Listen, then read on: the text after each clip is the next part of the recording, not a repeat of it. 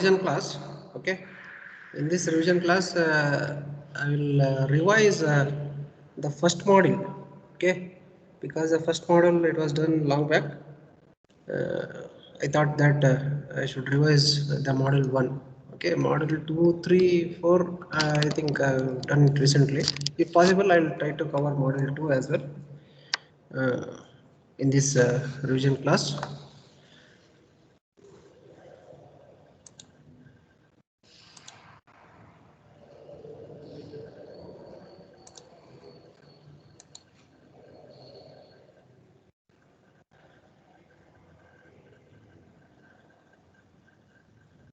Just a minute, I am opening the document.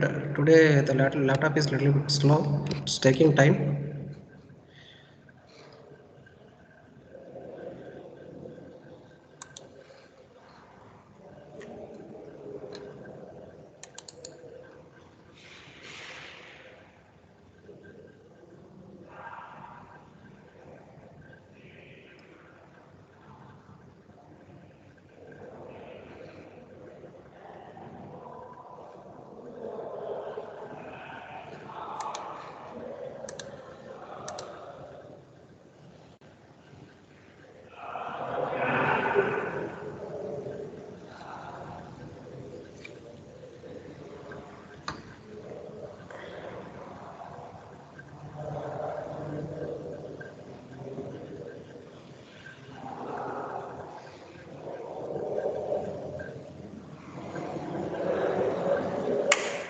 The screen is visible, students?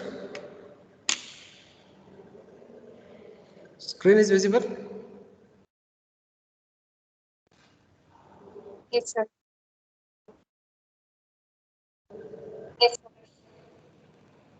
Just a minute, it is taking some time to open the document. Today it is slow laptop. I don't know why.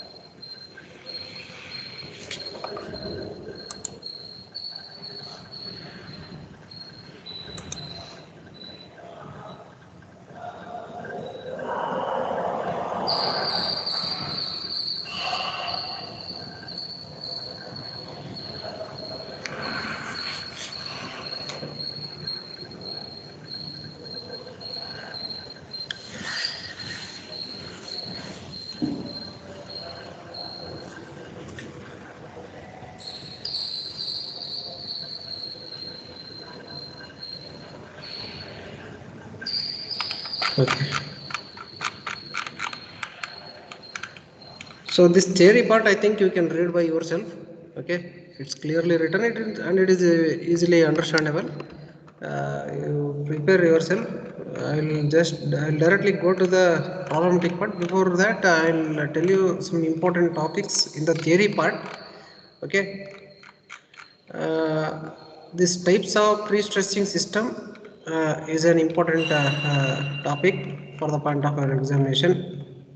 And these basic definitions, they are available in the code book. I think I have shown these things in the code book. Okay, so you just have a look at the code book and remember on which page these definitions are available.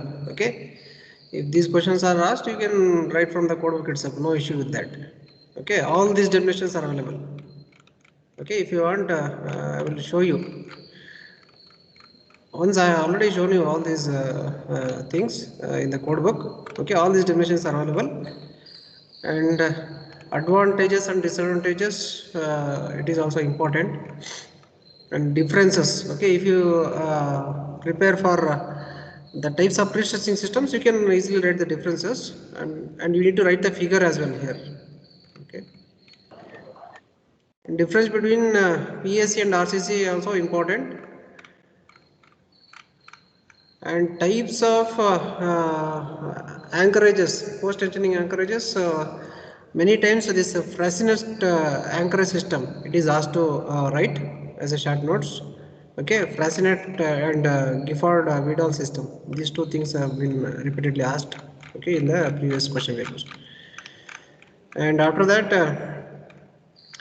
the stress strain curve for high strength concrete, a few times it is asked. Okay, you just remember these graphs. Okay, just remember these graphs, you can explain, no problem. Okay, and this is very important, this part. Okay, resultant stresses at a section, you need to remember this properly. Okay, if you remember, then only you will be able to solve the problems. Okay, of all the models I'm telling. Okay, it comes in almost all the models, right? The stress distribution, you should be thorough with all these stress distribution diagrams. Okay, this is very important.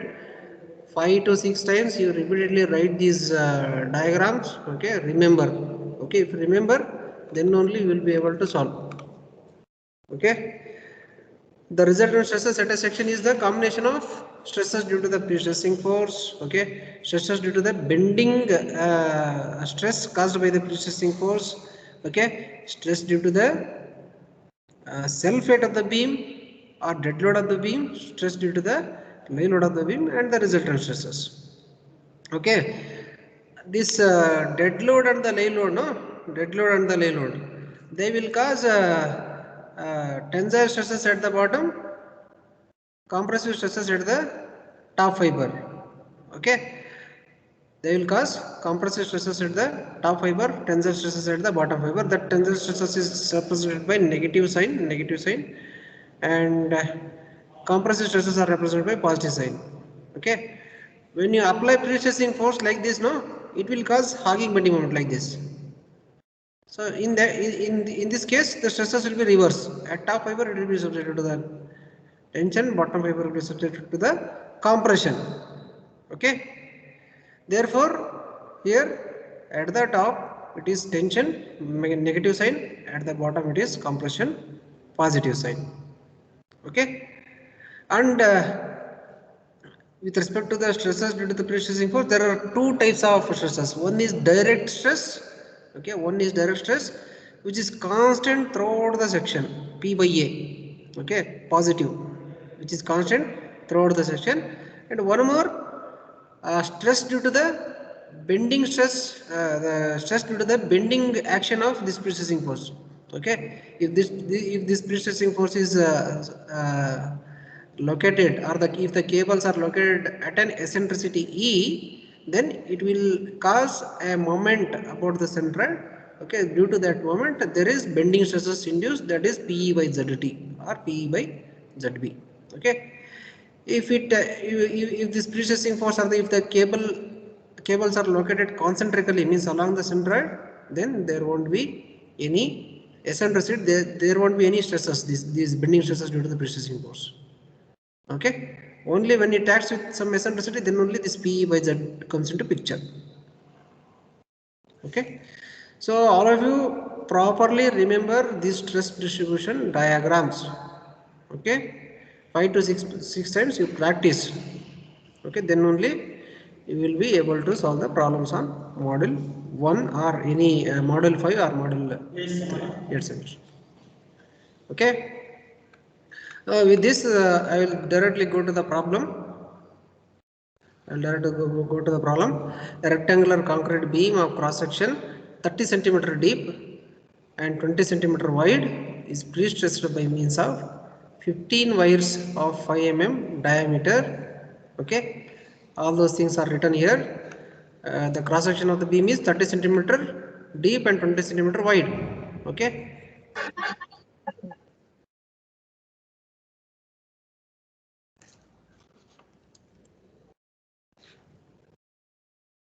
20 centimeter means 200 mm and depth is 300 mm.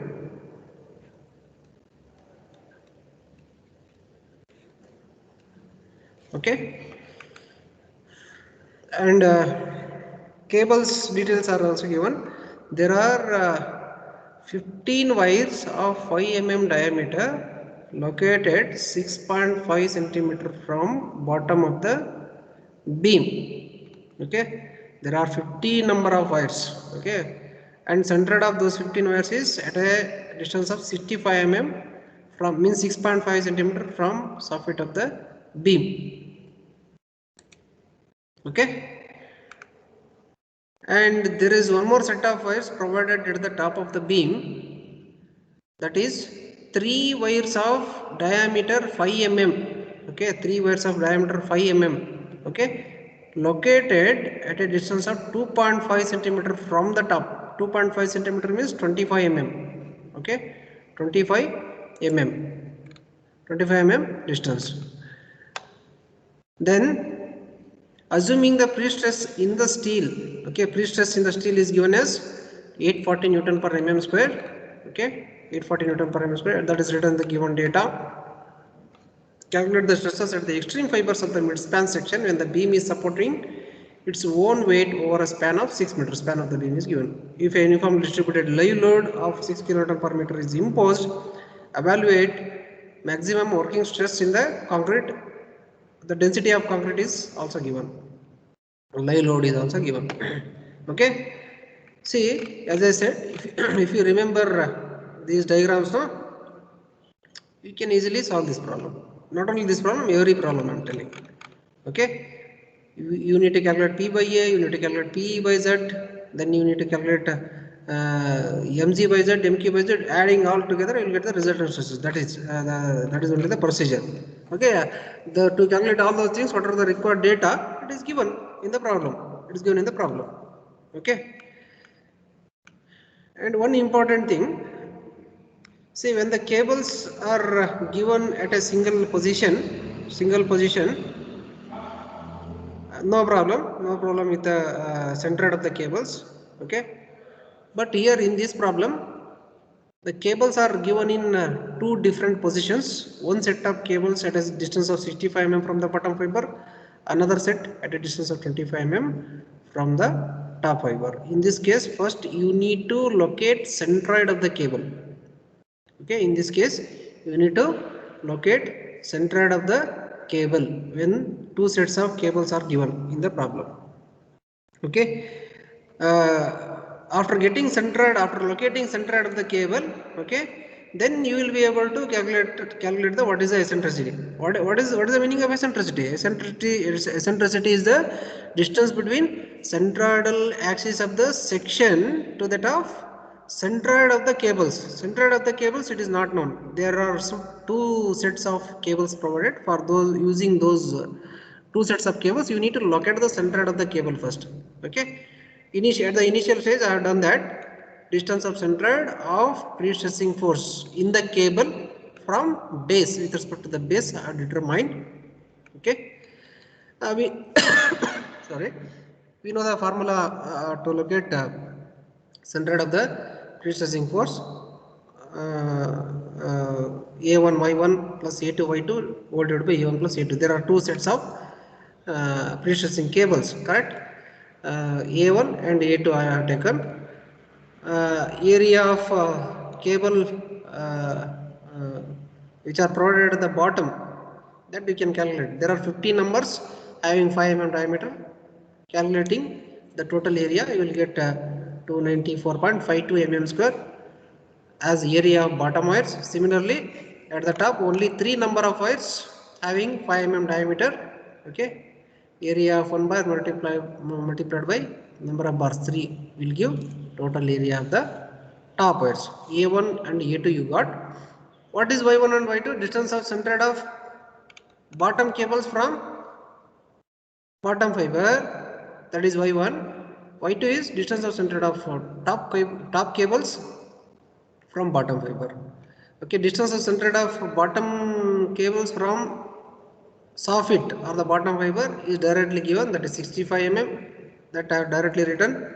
Okay, then distance of centroid of a second set of cables means top fibers, top cables from bottom fiber, from here to here you need to find the distance. How much it will be? See, overall depth is 300. 300 minus 25 if you do, you will get distance between centroid of the top cables from the base of the beam. So 300 minus 25, how much? 275 mm. Okay, that 275 mm I have written here. Substituting, you will get centroid of the cable or centroid of the pre-stressing force in the cable, which is 100 mm from the soffit of the beam. Okay, after getting that answer, that I have located, I have written a small diagram, some small location here. So the centroid of the pre-stressing force lies at a distance of 100 mm from the soffit of the beam. Okay, now we can calculate eccentricity. Okay, centroid of the whole figure, it is at a distance of 150 mm from the soffit.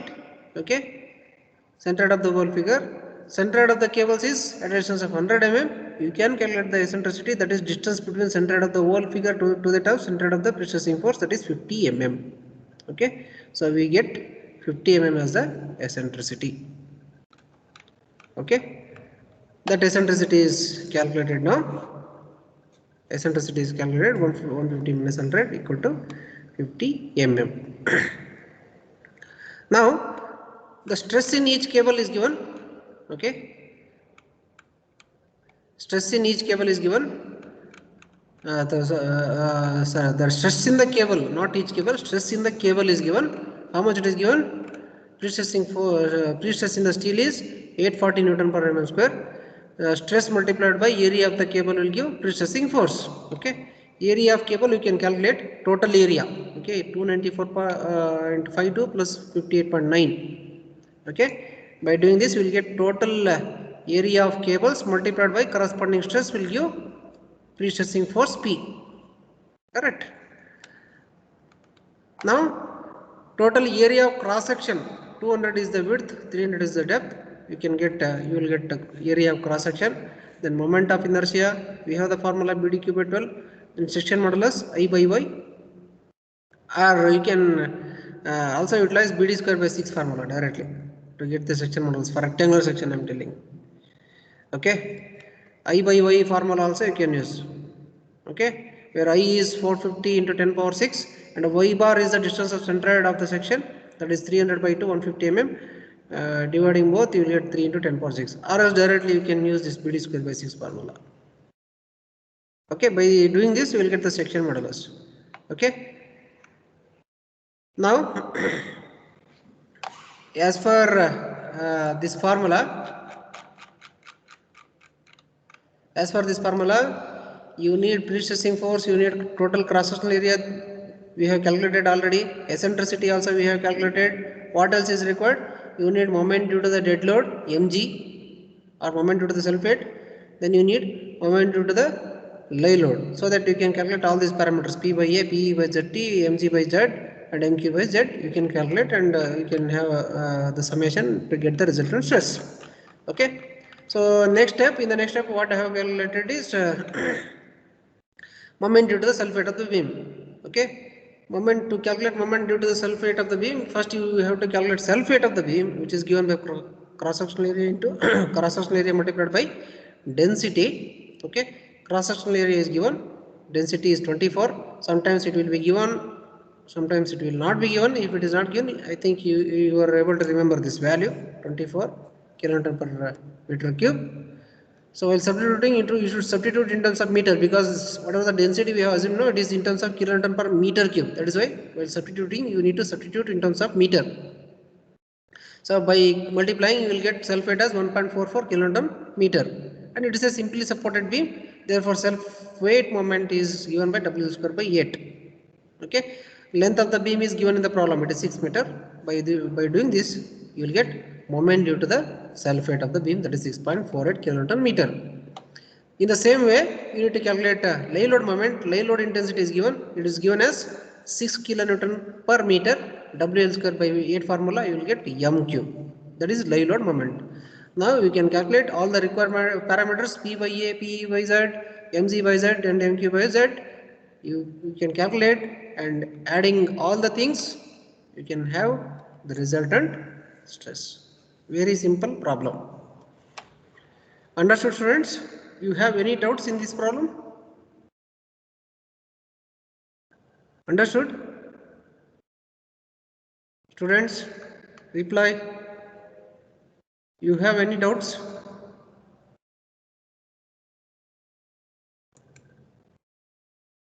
Please reply. Yes, sir. Okay.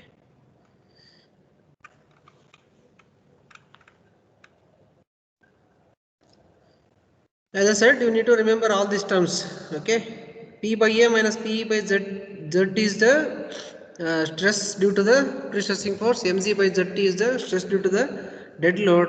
MQ by ZT is the stress due to the lay load.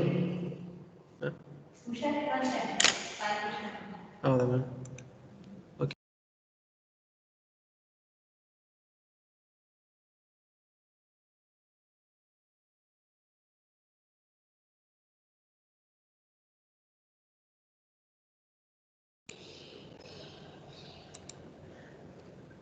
Okay, students.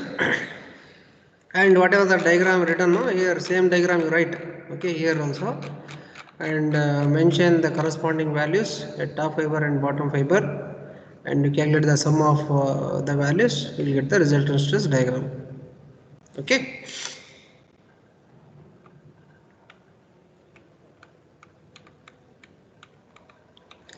Now coming to the second problem. See, students, if you get any doubts, it may be a silly doubt or it may be any kind of doubt, you please ask. Okay. An unsymmetrical section, I section, it's a I section problem, is used to support an imposed load of 2 kilonewton per meter. The lay load on the beam is given over a span of 8 meter. Over a span of 8 meter. The sectional details are top flange 300 mm wide and 60 mm thick, bottom flange 100 mm wide and 60 mm thick. Thickness of web is given, overall depth of the beam is given. Okay, at the center of the span, effective pre-stressing force P is also given, 100 kilonewton, is located at 50 mm from the soffit of the beam. Okay, estimate the pre-stresses at the center of span section of the beam for the following load conditions, that is pre-stress plus self weight. Okay, we need to estimate the resultant stresses only due to the combination of pre-stress and the self weight. Means first you need to find stresses due to the pre-stressing force, then you need to find stresses due to the self weight. Addition of both will give stresses for this particular combination. Then in the second question it is asked to find the stresses due to pre-stress, self weight and live load. Okay. So all the dimensions are given for the I section. And the location of the pre-stressing force is also given. It is 50 mm from the soffit of the beam. Okay, 50 mm from the soffit of the beam. It is asked to find the resultant stresses due to these combinations. Okay, here also same procedure. Okay, one important thing here is whatever the section given, it is a unsymmetric I section. Okay, whatever the section given, it is an unsymmetric I section. Therefore, the distance of centroid, okay, the exact location of the centroid is not known. Okay, therefore you need to find it. You need to find it. Before it was rectangular section. Okay, before it was rectangular section. Therefore, it was directly 300 divided by 2. 150 mm was the distance of centroid. But this is an unsymmetric I section. Unsymmetric I section. So distance of centroid is not known. Initially, you need to find distance of centroid. But centroid of the cable is directly known. Where? 50 mm from the bottom fiber. It is directly known. Only one set of cables. Only one set of cables. Therefore, centroid directly lies in that position only. Okay, directly it is 50 mm from the bottom.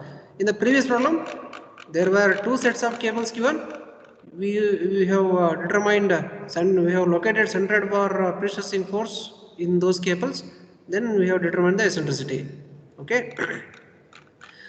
But in the second problem, unsymmetric I section is given. We need to locate the centroid of the section. In the previous problem, what we have done?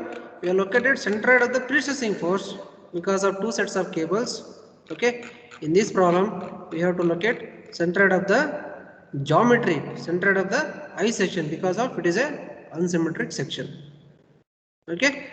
The location of the centroid, we have the formula. So here we have three components, three rectangular components, rectangle 1, 2 and rectangle 3. For three components, the formula will be what?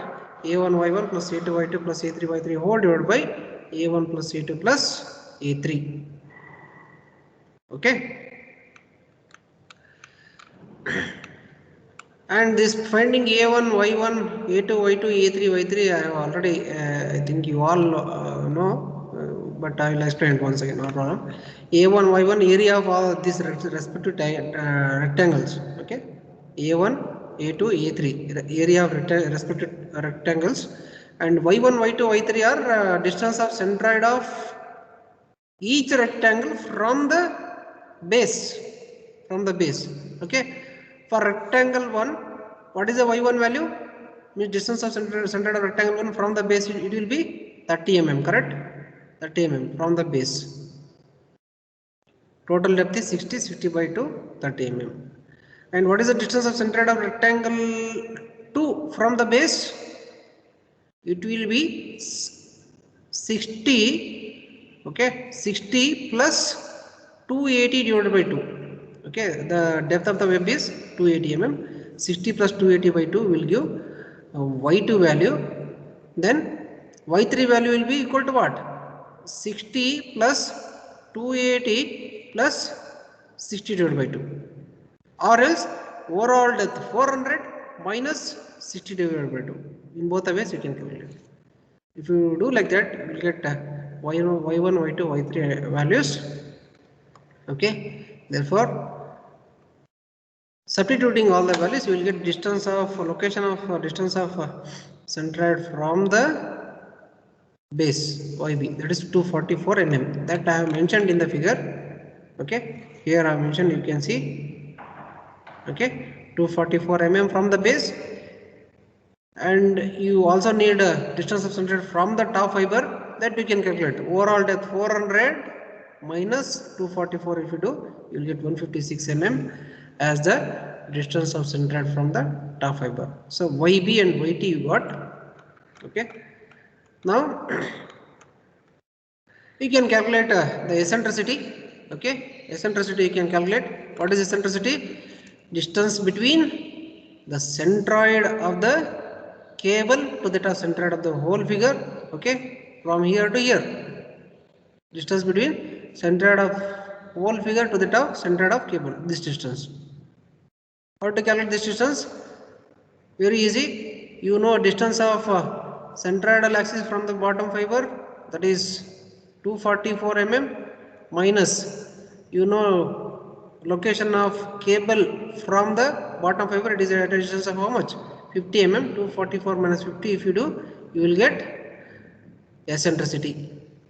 That calculation I have written here. 244 minus 50, that is 194 mm.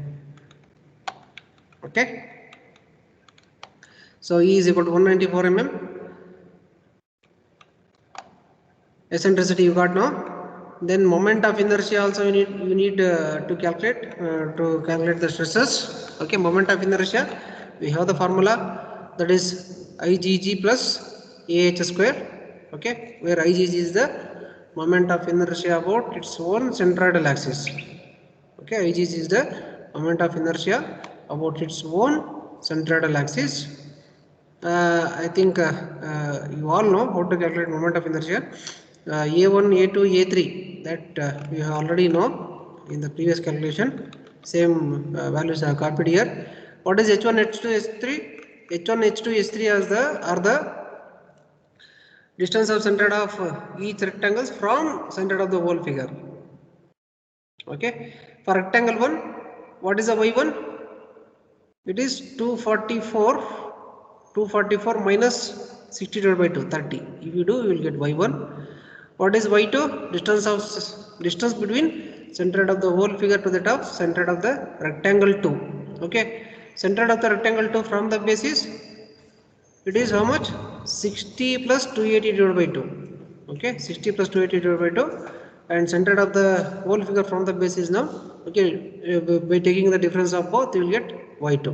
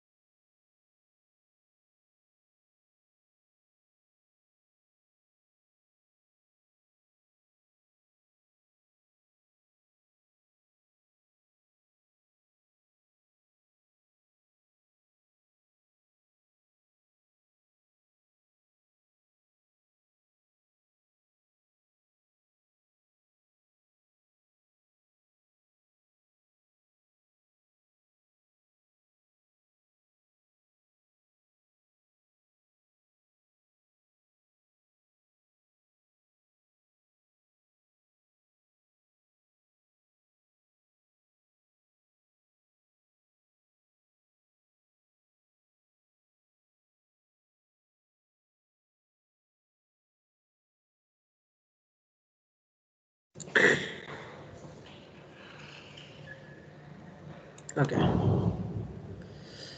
So y2 I have explained. Then how to calculate y3? Means y3 how you will calculate? See, you know distance of centroid of whole figure from top fiber, that is 156 mm. Okay, 156 mm. That 156 minus 60 by 2. If you do, you will get distance between centroid of the rectangle 3 to the top centroid of the whole figure. Okay, in that way you will calculate y2, y3, y2 and y1, y2 and y3. Or H1 or H1, H2, H3. Okay, after getting all the values, you just make the substitution and you will get the moment of inertia. And one more thing, don't do any mistakes in calculating the things in the calculation part. Okay, that is what I am telling is, don't simply read the problems. Don't simply read the problems. At least 2 to 3 sample problems you need to solve from beginning to the end, each steps. Okay, clearly. Okay, you have to practice. Don't read. Okay, practice all the problems. Okay, you solve by yourself without seeing at least 2 to 3 problems, so that you will come to know what are the common mistakes you are going to do during solving the problems. Okay, so that those mistakes can be avoided while writing in the external examination, students. Okay, don't simply read, I'm telling. Okay, reading is very easy, it is very easily understandable, this subject, but when you practice now, then only you will come to know what are the mistakes you will do. Okay, therefore all of you practice and prepare for the examination. Okay, now we got moment of inertia, I value. Okay, now with respect to the section modulus, okay, with respect to the section modulus, in the previous problem, we had only one section modulus, whether it may be ZT or ZB. Okay, ZT or ZB, we had only one section modulus. Why? Because the distance of centroid from top fiber as well as bottom fiber, it was same only, 150 mm only. Okay, therefore ZT or ZB equal to Z. Okay, but in this I section problem, we have different value of yt, different value of yb. Therefore, you will get two different values zt and zb that you need to calculate here. Okay. So zt equal to I by yt, zb equal to moment of inertia divided by distance centered from the bottom fiber yb. You will get two different values for zt and zb. Okay. So in the first model, no, suppose in case if you get any while writing the examination, I am telling. Okay. Suppose if you are if you are not able to understand anything about the problem what is given, if you are not able to understand it clearly, then if you do not get how to solve the problem, at least you do up to here, students. You do up to here means you find the moment of inertia, you find the section modulus, you find the centroid. Okay, up to here if you do, at least you will get 40 to 50% of the total marks allocated for that particular question. Okay, if you do not get anything about solving the problem, at least you do up to here. Okay, up to you can find centroid, you can find moment of inertia, you can find section modulus. No? Up to here if you do, you will get at least 40 to 50% of the marks depending upon the valuator. Okay, and self weight also you can calculate. Okay, self weight, it's very easy if you understand it. Okay. Then self weight of the beam is cross-sectional area multiplied by density. Total cross-sectional area you can calculate. Okay, A1 plus A2 plus A3 if you do know, you will get total cross-sectional area. Area of adding area of each rectangles, you will get the total cross-sectional area. By multiplying the cross-sectional area with the density, you will get the self weight of the beam. Okay, self weight of the beam. That cross-sectional area, whatever we have calculated in terms of mm square, it is in terms of meter square. In terms of meter square, it is into 10 power minus 3 whole square. Okay, because density is in terms of kilonewton per meter cube. Therefore, you should take area in terms of meter square only. Therefore, self weight becomes this much, 1.12 kilonewton meter. The span of the beam is given, that is 8 meter, WL square by 8 if you do, you will get mg. And live load is given. Live load how much it is given? 2 kilonewton per meter is the live load given. So WL square by 8 if you do, MQ will get. Then all the required parameters at the top fiber and the bottom fiber you can calculate. Okay, P by A, PE by ZT, MG by ZT and MQ by ZT. So with respect to the bottom fiber, P by A, PE by ZB, MG by ZB and MQ by ZB. Okay. If it is a rectangle section, this Z value will be same only. ZT equal to ZB. If it is a I section or if it is any unsymmetrical section, this value becomes varies. Okay. So adding all the things, you will get total stress at the top fiber as well as bottom fiber. And in the question, it is asked to find the resultant stresses for two specific combinations. One is for pre-stress and the sulfate. One is for pre-stress, sulfate and the live load. Okay. For both the combinations, we have calculated here. Okay. Pre-stress plus sulfate means combination of only these two. Here, it is done. Okay. And second combination, pre-stress, sulfate and the live load calculated. Okay. So you need to write the diagram as well. Okay, I have not written. You have to write it in the examination. Understood, students? Any doubts here in this problem? Students, any doubts?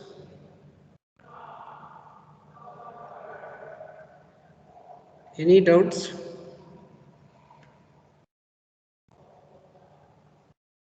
Students, you need any clarification on this problem?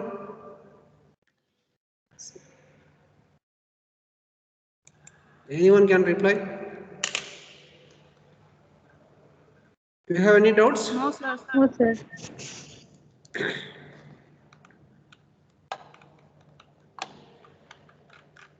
Okay. So this is a discussion regarding the problem number 2.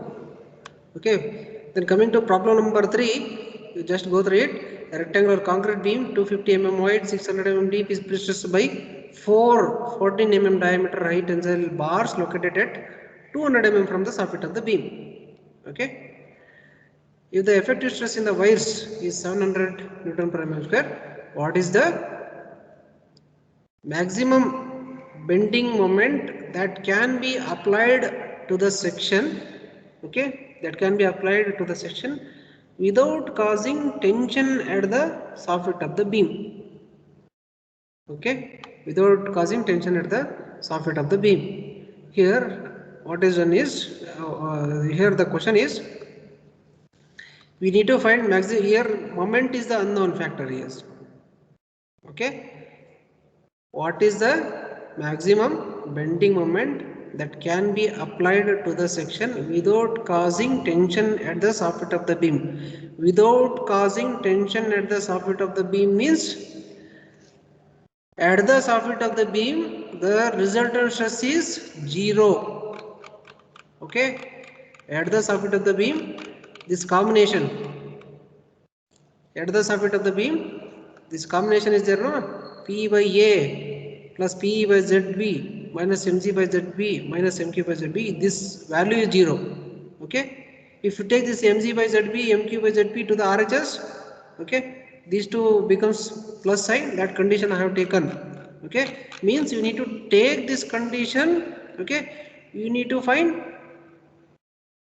moment carrying capacity of the section. Pre-stressing force is given. Okay, section modulus we can calculate. Okay, cross-sectional area you can calculate. Eccentricity also we can calculate. Okay, eccentricity is how much here in this rectangle? Eccentricity means total 300, 600 is the depth. 300 minus this 200 will give eccentricity, means distance between center of the whole section to the top, center of the pre-stressing steel. You will get 100 mm as the eccentricity. Okay, and pre-stressing force we can calculate. Stress is given.